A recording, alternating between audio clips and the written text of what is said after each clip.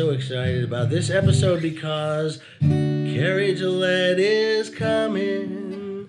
She's gonna do our podcast. She's my co-author of the Production Manager's Toolkit, brought to you by Routledge Press and available on Amazon. Cary Gillett is our guest indeed, and I cannot wait. This is going to be one of my favorite episodes. I love you, Cary Gillett, and don't go changing, right? And Cary and I met each other, Brian, was it Long Beach, Cary? Yeah, I think it was Long Beach. It was like 2013. Yeah. And I was so enamored with Cary Gillett and Michelle. Oh, shut up! No, I'm serious. They were they commanded the room. They when you walk into a room and you're like, oh, those two women are powerful, and without even trying, you know what I mean? It wasn't like you were.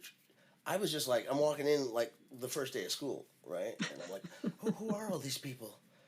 And that's why we became friends.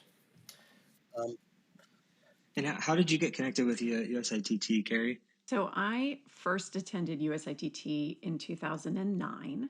I didn't know anything about it, prior to that, which is a real bummer now that I look back on it, because I was always, studying theater and, focusing in stage management and production management.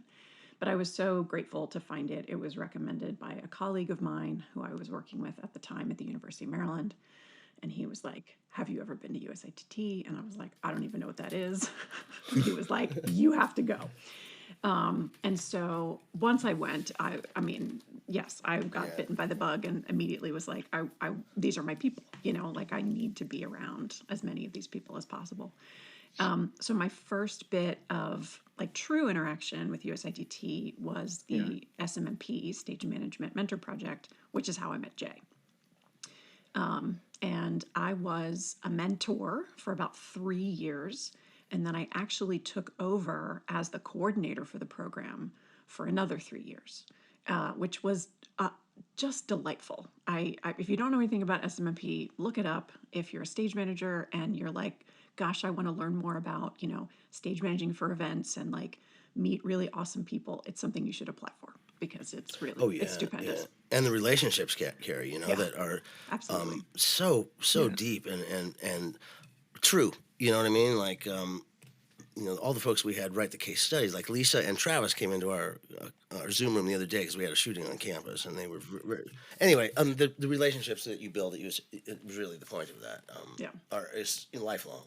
Yeah. So I've got a question because I myself have never been to USITT, and Jay and I have talked about this. He's trying to get me to come if I drink can. The Kool-Aid, man. Drink the Kool-Aid. I will, but but what I wanted to say is that I talked to my my organization that I work here for, and they were like, USITT, we're not going to send you because it's not management related. It's not. Oh my gosh. It's not focused around that. So can you just say a little bit about that, because it is a technical conference. Yes. That's where it started. So I think that the name is misleading, right? It's the United States Institute for Theater Technology. And so we think, oh, it's theater, oh, it's technology, right? We're like, oh, it's lights and it's sound and it's video. That is only one component. It really is the institute itself, as well as the conference, is a collection of designers, managers, and technicians from across multiple industries. It's not just theater, right? Live performance, right? Live events, right? So anything that falls within that category, is part of that. And the expo too, right? I mean, absolutely. The stuff, the toys in the expo floor. Yeah. It's a I mean, thing. if you're a lighting technician and it's candy for you, right? You get to see all the newest things that are coming out. Absolutely. I mean, I walk the expo floor and I'm like, I don't even know what that is. Yeah. And Cary, talk about the commissions, because I think that's how it's broken up, because the management commission is a very not, I won't say powerful commission, but they are charged with running the events at night, right, Brian? So then the SMMP mentees with us, the mentors, go in and get that opportunity to do that one time only, no rehearsal kind of pressure thing, but the management commission has a very significant role in the USITT, so there are various commissions, and really that's kind of a grouping. So there's a lighting commission, right? There's a technical production commission, there's an education commission, there's a safety and health commission, right? So there's all these different, areas that, and people don't have to choose. Like, it's not like, oh, I can only be, in one commission. But that commission leadership, they're the ones that are responsible for all of the programming that happens at the conference. And Jay is correct that the Management Commission also has this little sidearm, which is SMMP, right? And so the mentees that are a part of SMMP, they are the stage managers and the backstage managers for all of the major events at the conference, And what are some of those events, Cary? Like, Well, it changes every year. yeah, right. But keynote address, like there's, certain things that are. Anything that happens in like the main stage, ballroom, generally is run by, the SMMP mentees, and their mentors are right beside them, saying. And how long has that been going on? Is that like, how old is that program? It's, I think we're edging on like 30 years. I feel Wow. like, it's a while. It's been a while. And speaking of the expo floor, Jay told me his version of the story of how you guys got your book deal.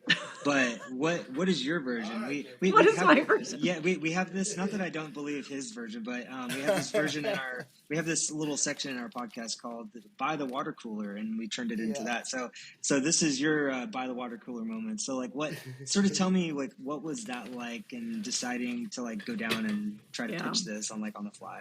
Well, it is interesting because there's one component of the story that Jay and I have a different memory of. So just to say that, I'm going to tell you. Okay. This is why we made such a great partnership. No, I mean, I don't know what, Jay has told you, but, we were having this conversation, bemoaning the fact that there was no production management book, and we were trying to teach production management. And, our amazing friend, Deb Aquavella, just turned to us and said, will you stop complaining and write the book yourselves? And I think we were drinking at a bar. I'm just going to say. Yep. And we were both like, that's ridiculous. What are you talking about? And then, I guess it was the next day, Jay, you and I attended a stage management session, and we were sitting next to each other. That's right. A couple chairs apart. Yep. And, as the session was going on, in my mind, I was like, if we wrote a book, like what would it even be? You know what I mean? So I kind of wasn't, I was not paying attention to the session, really. And it was a leadership panel on, it was, she was from Brooklyn, from BAM. I forgot. Anyway.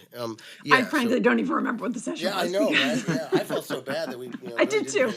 So, so I'm like writing down well, I don't know, maybe there'd be a chapter on like relationships, and probably on communication, and there'd be a chapter on safety, and there, so I'm just like writing things down. Making an outline.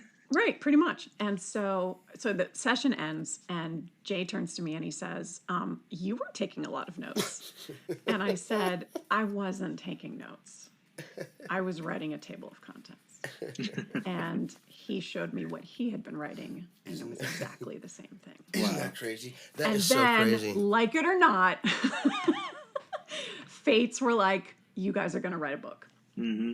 Yeah. So then we were like, but how even do you do that? Like, we were like, hey, we're going to write a book. Yeah. Right. Like, what is that even? How do you even, begin that process?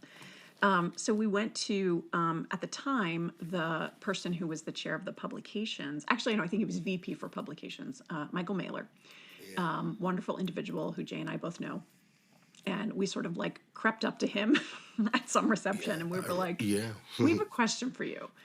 And he was like, all right. And we were like, if we wanted to write a book, like, how would we start that process? Yeah. Right. And this is a guy, Michael, he like is an enamored, maybe that's not the right word. You know how you go, wow, that person's really like way up there, and I don't know if I should approach them, and the whole imposter syndrome stuff that we went through, but for sure. Yeah, but he was very encouraging, right, Cary? He was. Yeah. And he was the one who said, there are public, there are, editors on the show floor. Like there's people here that are selling, books about the performing arts, and you should go and talk to them. And we were both like,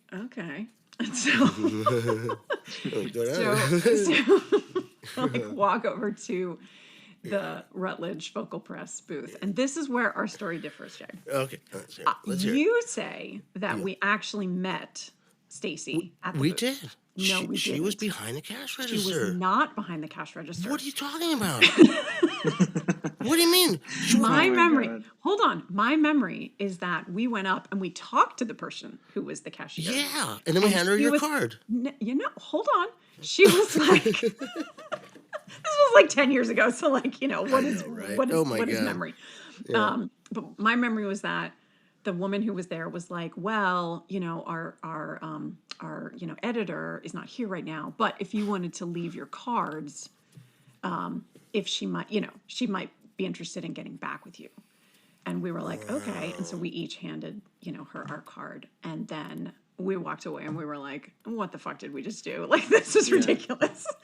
And laughed and frankly forgot about it. Like, that's my memory is that we were like, well, that was a fun, thing to do. Let's just forget about it and move on. And then it was like 6 weeks later that Stacy emailed both of us. And I swear, do you still have that email, Cary Gillett? I'm sure I do. We're gonna have to go to the tape. We're gonna have to go to the tape and see what she wrote. And if she Yeah, says, exactly. "I was the person that you handed," and then we will lay this controversy Okay. to rest. Yeah, right. yeah. No, Game I'm just on. kidding. Yeah, I love you, Cary Gillett. It was regardless. It was a crazy day. You know what I mean? Like was. the thought that we would even do that was ridiculous. Yeah. But yeah, so Stacy Walker has been our editor throughout, acquisitions editor, and she's phenomenal. Yes. And what I remember about the email is her saying, "It's I understand that you're interested in writing a book about production management. Well, we've been looking for somebody to do that because we have this toolkit series. Would you be interested in writing for the toolkit series?" And didn't we, Cary, when we got to the cash, I swear, we said, there is not a book on production management in the United States, and we need to write it, and you need to publish it. Yep. And then, lo and behold, write a sample chapter, and then panic, right? Yeah. That actually was the moment of panic. Was Yeah. write a sample chapter. Yeah, like, okay, now give me something. Well, and it's not that. It goes out to 15 of your peers who then judge you, right? And we're like, oh, geez. And it's all anonymous, but still you're like, I kind of know who they're probably sending it to. Yeah. So that was really nerve-wracking, is like, it's all well and good to be like, we want to write a book. But then, we had to actually prove Put it out that we there. could actually write. And thank God for Cary, just to like get the ball rolling, because I was in frozen mode. You know what I mean? Like, well, and I've told you the story, Brian, because of my lack of confidence because of the fucking English shitty fucking test that I missed by 1 point to not graduate. And I'm like, that doesn't bother me 30 years later, but it's okay. Yeah, but with the sample chapter, and then. It was about what is production management, right, Cary? If I recall, it was and it came back with Cary. The results, please, drum roll. I mean, they were like, let's do it, And How many green lights, Cary? How many green lights? I don't even know how many green It lights. was 15. we aced it. Here, okay, so I am looking at my email right now, and I was looking for the oldest email I got from Stacy, and it is not the email where she says, here's the deal. She does say, "Hello, Cary and Jay. I'm pleased to let you know that your book was approved this morning." Oh my God, that's right. What day was it? What was the date of that? 26th, 2014. Attached is your contract. Please review it and let me know if you have questions about any of the clauses. Once everything looks good, I'll have my manager review the contract. Wow, and that was send you a 10 years final ago. version for signatures. It was 10 years ago. And Cary, do you remember when the contract date was executed? Off the top of your head? I've got it. It's got to be in my email somewhere. It was July Okay, so 7th. here's what's really July 7th, Cary. Was it? July Was it? 7th. Yeah. Like 2 So weeks later. here's what's really funny is that so now I'm looking back at this email, and I immediately, like, after I was like, oh my God, this is amazing, I sent it to my husband, and I said, I'm writing a book. And then I sent a message to my father and stepmother, and I said, so this is happening. That's awesome. Oh my gosh. And I said it to my husband too, and he goes, "You what? You?" I mean, it was like, you're writing a book? What? And I go, remember when we did that thing? Yeah, well, Cary nailed it. And Wow, that's insane. That It has to was. feel so validating to I mean, it go honestly, through in the all that, moment, and it like was not feel like, terrifying. It was yeah. terrifying. But I mean, like, Yeah, Trevor. but going through all of that and then coming out and actually being like, oh shit, like I'm actually gonna write a book about this subject, and people, my peers, feel like I have the Right. expertise to do it. I Yeah, mean, talk about imposter syndrome. that's what I mean. I Like, it think doesn't go away, right, immediately, Cary? Yeah. yeah, I mean, I think immediately Jay and I were like, what do Oh we, shit. what do we say? Like, what do we do? Yeah. And I think one of the smartest decisions we made early on is that we acknowledge the fact that Jay and I are two production managers. We are not the be all end all. We are Mm-hmm. not the greatest. We are just two production managers. And, Jay had this phenomenal, experience with, rock and roll and symphony and special events. And all of my background had been with theater and dance. And And so we were budgets like, and yeah, meetings and right. communication. And so Yeah. we really were able to come together. But then we were like, but there's gaps here, right? There's gaps. Like I've never worked on an opera, right? But we Mm-hmm. want to talk about opera, right? Because Right. that's part of this. And so what we did is we started doing just a gazillion interviews with as many people as would talk to us. And it was such a rewarding part of this Oh my whole gosh. experience. So Yeah. rewarding. And to listen back to him, like I came across one on accident, Cary. I was just like emptying some files, and it was Bill at Kennedy Center talking about presenting when Yo-Yo Ma, and then Yep. they go. And the producer's like, yeah, it's just Yo-Yo Ma, it's a piano. How hard can it be? And they did that, and Yo-Yo Ma and the Silk Road Orchestra showed up for rehearsal.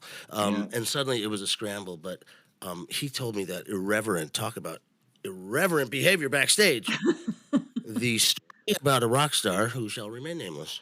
Then he told the story of a rock star, and it was the first time that he thought he was going to get fired. He told me, and he goes, "You cannot print this, and you cannot repeat it." So I am not going to, because I love him, and he's now retired. But Jeez. it reminded me, Cary Gillett, of your favorite director and mine. Running down the hall, running down the fucking aisle of the Kennedy Center from the back of the room. He's too tall. He's too tall. When the big prop man brought out the little like Oh, sandwich bag or something, yeah.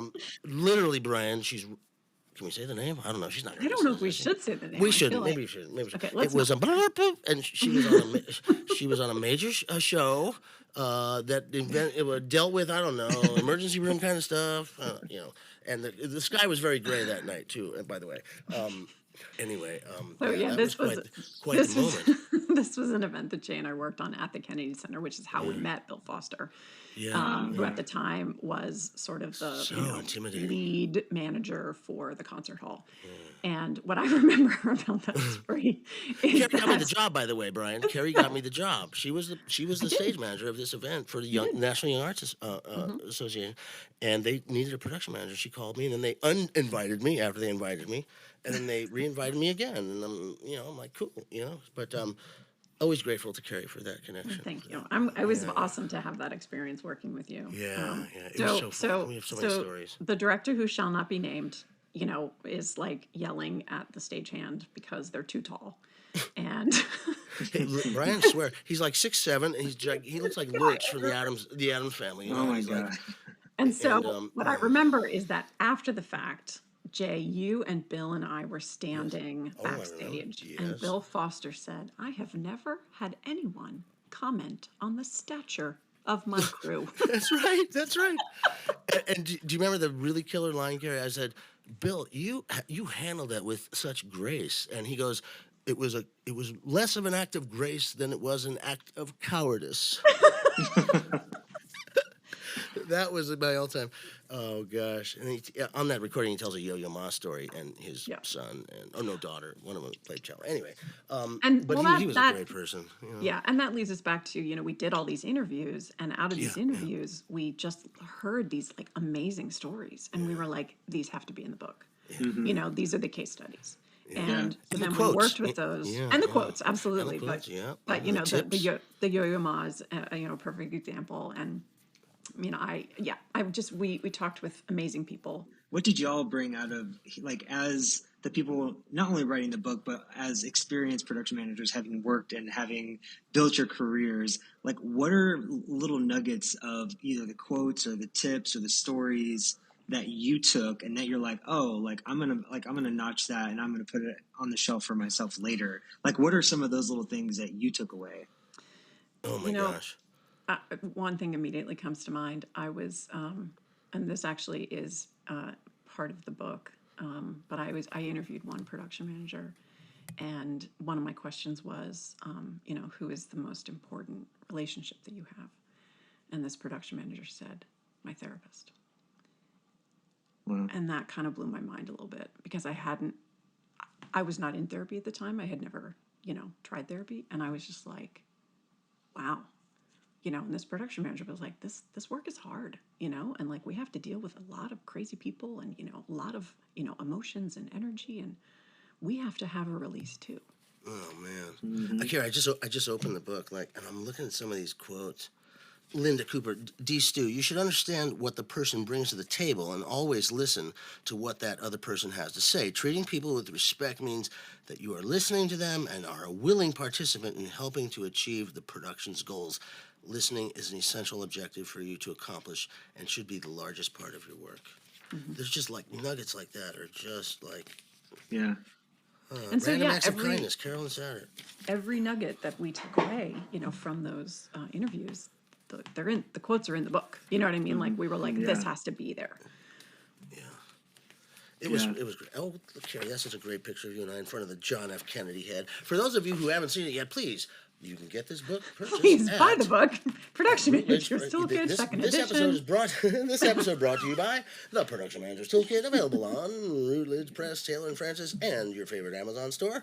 You put so much time and you put so much effort, and also you've interviewed so many people that it's sort of like cliff notes or spark notes to production management in a way. Whenever you can just flip through it, you see the quotes, you see the tips, and it's like, for me, if it were me, I could see myself having it to reference easily, especially if I'm having a hard day, if I'm just like struggling with something, or I'm dealing with a tough client. It's like, oh, it's good to have little reminders like that, and I do that all the time with books that I really resonate with. And it's just like you see something and it just sort of like shifts your perspective. And Jay and I talk a lot about this a lot. It's like, how do we change our perspective? How do we change our point of view to see it and be curious about things? And I feel like for me, it would be something like that, where it's like, okay, like I'm really in a really shitty place and I have a really bad outlook on this production, and I just need to like kind of change my mind. Yeah.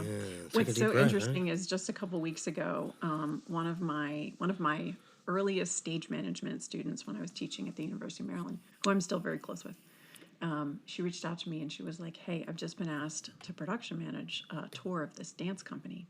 I've never production managed. I don't know what to do. And then she was like, P.S. I have your book. Of course I'm going to read it. Who was it? Tara. Did she go? Did she end up going? Yeah, no, she's working on it right now. We should talk, because that Alonzo King ballet thing that I went and did. Yeah. When I went to Europe for 5 weeks, that I'd never done it in my life. So she, we had a lovely little Zoom call, and it was all about the tech writer, and just like advancing the show and things like that. And frankly, she had been working with this company as a stage manager for a long time, so she knew the people and they knew her, and there was a lot of trust already, involved. But it was a brand new work, and they were sort of like making it up as they went along. Like with every new venue, there was like still changes happening, and discoveries being made, and it was really funny. And so what's funny is that at the end, I was like, okay, you need to prioritize reading the following 3 chapters: the dance chapter, the touring chapter, and the special events chapter. And I was like, and you have to read the special events chapter because that's where we really talk about the tech writer. And I was like, that is your homework. I was like, really and once you've read those chapters, if you have questions, please reach out.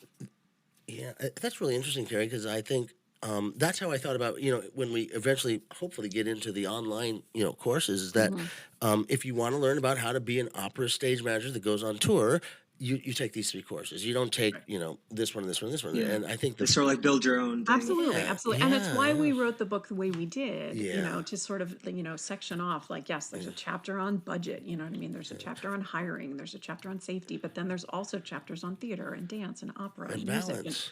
You know what I mean? And balance. What about equity, diversity, and inclusion? Like how, like as now that we're sort of I feel like that's becoming Oh, more Cary and more Gillett. prevalent to like This our is job. man, So the a whole second new chapter. edition, Thank you. I Yeah. insisted that we add a chapter. That was essentially talking to production managers about the power that they hold within the institution or even within the project, and Hmm. that they should use that power in the correct way, and to Yeah. really sort of lean into, because I think that sometimes production managers actually don't realize how Yeah. influential they are. Yeah. And so Absolutely. and so I hope that this chapter, at least sort of leans into that and inspires some production managers to be like, oh, I don't have to just do it the way it's always been done. I can have a new idea, and I can bring. Do you have a specific example you could share with our listeners of how you can implement something that is in tune with being sensitive or being like leading Not a from that racist. I person? think it was I the mean, well, title, yeah, right, Yeah, yeah, no, Cary? I mean, anti-racist, absolutely. that is the title of the chapter because It's Cary really needed to get your attention because this situation in theaters, whether we want to believe it or not, it exists. And 100%. the name of the chapter is how to right, Cary, how to Yeah, not be a racist production manager. yeah. And big, and I think that makes you go, oh shit, right? And Hmm. and ask yourself, where am I in this? Because a lot, well, I don't do that. I didn't know that was, and this is why it was so important, and 100% that she needed to do this, and I'm so grateful. It made the book so much better, honestly, because taking a stand and really going for what you believe in and trying to not convince others but just make the truth be known about just open your eyes a little bit, Yeah. folks, and Well, I we can think fix some of these problems. I agree with all that. I just want to highlight that that doesn't only include the color of your skin or where you're from. It also includes people with Absolutely. Absolutely. people who have ADA needs and people who are Yeah. blind and like other special needs. So, LGBTQ. I yeah, mean, I mean, this yeah. is the whole thing of Well, it. and neurodiverse, individuals as well. I mean, what I will say about all of that is that I have always been inspired to challenge the system, right? To come into an institution, Disruptive This, innovators. this sounds familiar. Right? Look you at that's know, why this is why we get along so well. I to mean, come into any yeah. situation and go, why are you doing it this way? Right? Like, what, tell me all the reasons why this is now what is sort of status quo. And I'll listen to it and then I'll be like, okay, but if we did it this way, here are all the benefits that, we could have. And, if we did it this way, so it's like you have to have enough confidence, frankly, and you have to have the ears, right, of Yeah, that the was gonna say. producers and the artistic directors, and people that, are making some of these decisions, to say, look, we don't need to do a 10 out of 12. Yeah. And I mean that's something that's been used over and over and over, but it's real. Hmm. I'm actually teaching a stage management class right now, and we just did a whole session on, like, what the future of theater looks like, and what the future of stage management looks like, and I was like, you guys are it. I hope you realize that. And I was like, and my plea to you is, do not accept this is how we've always done it. Yeah, thank you. Oh my Hmm. You know goodness. what I mean? Yeah. Like, with every generation, with every production, with every new person entering, we should be re-envisioning, we should be, learning from each other, and we should be innovating. And I think that that's what excites me about this industry and people that, have similar views, like Jay. I mean, Jay and I get along so well because I think we think so similarly. And and to get inspired, right, by other people that are doing that work. Yeah. I think that that's really the bedrock of like the entertainment industry is like coming together as a group and creating something that's brand new, that's unique. And it's because you have all these people from all these different walks of life and expertise and different areas of the world, and they come together and they make something, and then they go away and they go do something else, someone else. And I think that me personally, I have personally run into whenever you come into a new organization, a new job or whatever, and it's with a company who's been established and they've been together for a long time. Yeah. That's when you run into people who are more likely to give you resistance versus when you're No, I working with a agree. smaller I company. think people are stuck in their ways, and I don't necessarily It is. It is. It Yeah, would and vary. it's harder to convince people to like want to try something new whenever they're doing a 9 to 5 or whatever, versus whenever you come with a smaller company, or Well, you're with like, you're yeah, making yeah. something that is only going to exist for, a few performances. Absolutely. And I think that the sort of like big switch is that for so long, I think our industry was product focused, right? The event, the show, the concert, whatever, like that's the most important thing. The shift that we're starting to make, and I hope we continue to make, is that actually the most God, important I hope thing AI are the doesn't get. human beings that are making that work. Mm-hmm. Because Yeah, if we're taking care of the human beings, right, then the work will be good. The work yeah, will happen. yeah, But for so long, and it's many industries. I'm not saying it's just performing arts, but this idea of we only have so much time, and so we're just going to rush to get it all done, and you'll sleep when we open the show, and like these things that I'm right, just yeah, like, oh my goodness. And both of you now have made a transition from the theater, where it's a little bit for dress rehearsals, and now you're both in this like shotgun, shot out of a cannon with no net kind of Yeah. stuff, Yep. right, Carrie? I mean, you're now in the corporate world, and Brian, you went from Cirque to this other environment, and so let me ask you all, how is that transition as far as like being the new person in a new not only that it's a new industry too Hmm. for you, so and Carrie, you went right into being a general Yep. manager type person, so you had to this that that was probably a little, you probably got some pushback. I don't know, tell us a little bit Honestly, about that if you can, I will say that the organization that hired me, sort of in the events world, as a general manager, was frankly convincing me why I was right for the job more than I was convincing them in the interview process, which I thought was really fascinating. And I definitely had some imposter syndrome where I was like, I don't know how to do this job. I don't know what even a general manager does. Like I was just like, I don't know what to do. And I was given like I was given carte blanche by the owner of the company that was wow, like, we trust you. yeah. Do what you think you need to do to like make this team function better, right? Like, figure out how we can do, more events and better events, in DC and this and that. And I had never in my whole life had a job where I you had didn't the have to ask ability, permission right? Like I had the or ability to run it just by a be like, team or something. I'm going to do it because I think it's the right thing to do, which is phenomenal. I will say, Yeah, going back to your point, Jay, about the challenges. So the corporate world, event world, has been a unique experience for me. I've been doing it now for almost 3 years, and I love it, and I really love the people that I work with. And I currently work with a company called On Services, and I cannot sing their praises enough because it's a phenomenal institution. But the challenge is that there are still these events and there are still these moments where time is of the essence, right? Like, we just did a show yesterday at the Portrait Gallery in DC, where we started at 6 a.m. and we ended at 2 a.m. mm-hmm. And that's because that's what the client was able to get right from the venue. And, we were pretty much like, well, we have to make this work, right? Like, this is what they're hiring us to make it work. We have to make it work. And where I have been, I think, somewhat instrumental is in again pushing the human factor, right? So like talking to the project managers and talking to the crew to be like, I do not want anyone to be working straight from 6 to 2. Like that is Yeah, not that's okay. fucked up. How are you going to break it up? How are the breaks happening? Who's going to come in later, right? To like help with, the show and the out because you need a fresh brain, coming in halfway through. And so that's been a really, I think, important thing that we've been doing Mm-hmm. specifically in our office is really looking out for each other. Yeah. And I And think setting having the expectations ahead of time and saying, okay, like we have to build these breaks in, or we have to split this up, instead of just being like, oh yeah, whatever.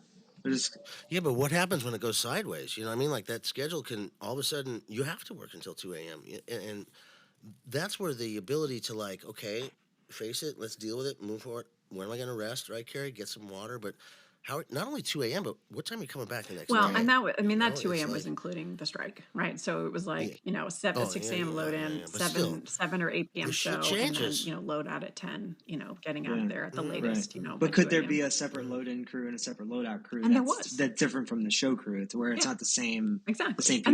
And that's what we do. You know what I mean? So it's like we have this group of people for the load in, we have this group of people for the load out. Yes, there are some key leads, that we need throughout the day, but we don't need them to necessarily come in at 6 a.m. Mm-hmm. And they can do what they need to do and get cut for a few hours in the middle of the day, right? Before they come And they back. don't have to pack a Right. truck. Right. And they don't have to pack a Right. truck. And so that's where I keep leaning into. And what's really interesting is that there are a ton of people, in the events industry that were like, well, when I was working, I worked from 6 a.m. Back to in my 2 day. a.m. every day. You know what I mean? And it becomes this like, badge of courage of like, Yeah. I'll sleep when I'm dead, and this is what we did. And I'm just like, well, that was wrong. Like, I'm sorry, that's what you Yeah. did. That was Yeah. However, wrong. that became the normal and like okay, is that's someone made a mistake somewhere. So it's about being in a position, whether as a production manager, or in my case as a general manager, to raise your hand and be like, I don't think this is working correctly.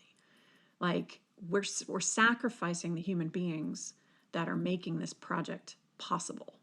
Mm-hmm. You know what I mean? By ignoring, right, their time and their needs, and all of that.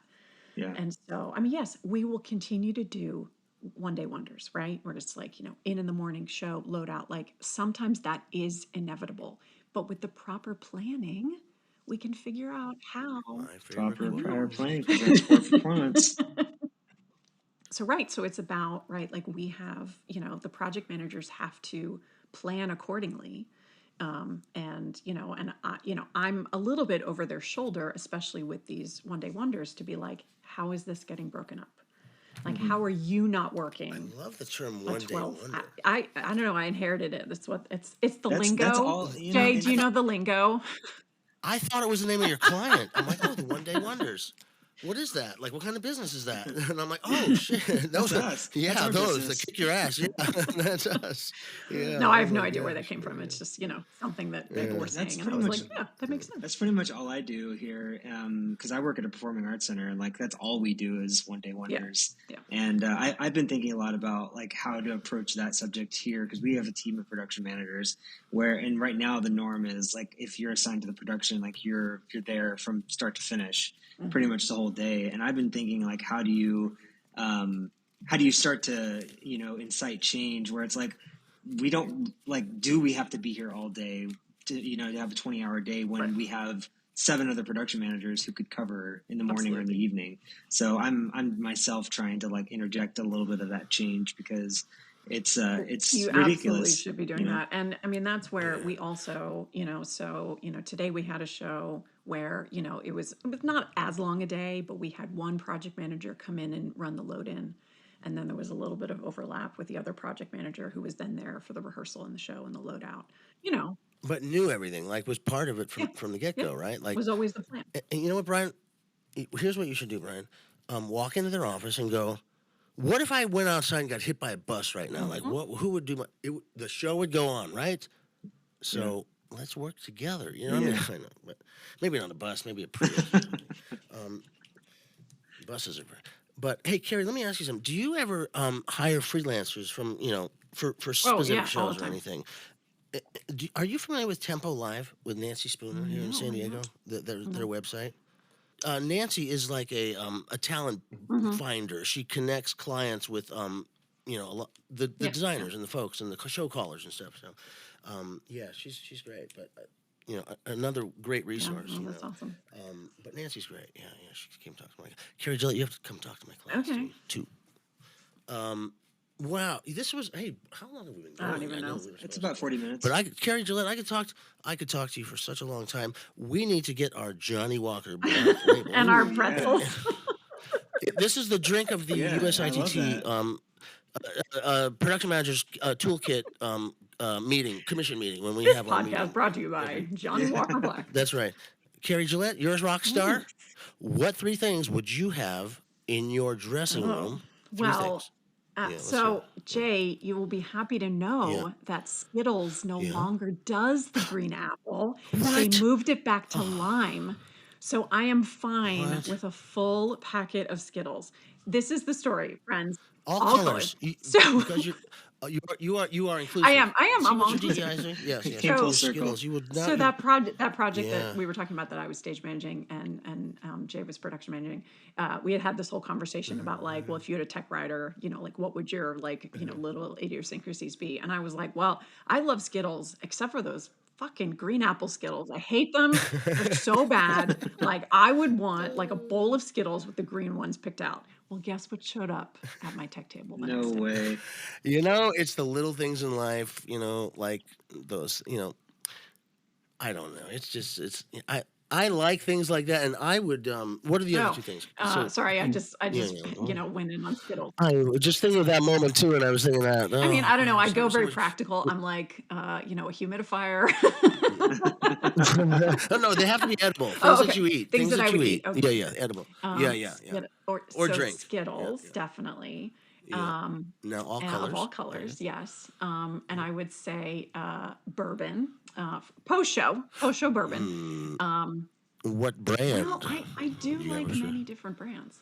There you go. Just like you, Just Brian. Oh yeah, I love my um, bourbon and whiskey and scotch. yeah. So currently, I have a bottle of Wild Turkey, which is I don't know. It was frankly it was the bourbon my dad drank. When I was growing up. The same. The same bottle? Yes, the same bottle, Not the Jay. same. Come on. It's been on there for a time, okay? It's aged well. You just buy a new bottle and you pour it Just into find that out bottle. you pour it That's in. right. You That's just right. only That's drink right. it out of that That's bottle. right. Okay, my so God, oh my Skittles, bourbon, and I guess like hummus and pita chips or something like that. Like I'm a big fan of Hummus? like that kind of snack. Oh my gosh. Well, this has been so much fun. Yeah, this has been Yeah, great, thank you Carrie. so Oh, much Carrie for Gillett. coming Oh, to it's my talk with us. pleasure. I love it. I love it. Will Can I will just you go on the have me record? back, please, as a guest in Absolutely. the Oh future? my gosh. Okay, good. Yeah. This episode brought to you by Cary Gillett, the author of. Can I just go on the record and say publicly how much she saved my ass so many times during the writing of this book because I stalled a lot, and she made sure she gave the deadlines like a proper production manager, and she was like, "Hey, we're coming up on this," and I'd be like, and she goes, "Shut up and just not shut up, but just focus." And she would say, "You're dreaming." But hey, Carrie, thank you so much. It was my pleasure. Okay, Carrie, much love to you and your family. I hope everybody's Thank doing you. well. Tell Bill I will. said hello, and tell Phoenix I will. said hello, and all is well here in sunny San Diego, and I hope everything is well in lovely Maryland. Thank you. Yeah. Okay, Brian, play us out. Well, darkness has a hunger that's insatiable. This episode is brought to you by the Production Manager's Toolkit. Want to master production management? The Production Manager's Toolkit has everything you need from budgeting and scheduling to hiring and safety, plus insights from top pros in theater, dance, music, and more. With updated content, new case studies, and essential tools, it's your go-to guide for success in the industry. Grab your copy today at BackstageBanterThePodcast.com. Children, I drank from the fountains. There's more than one answer to these questions.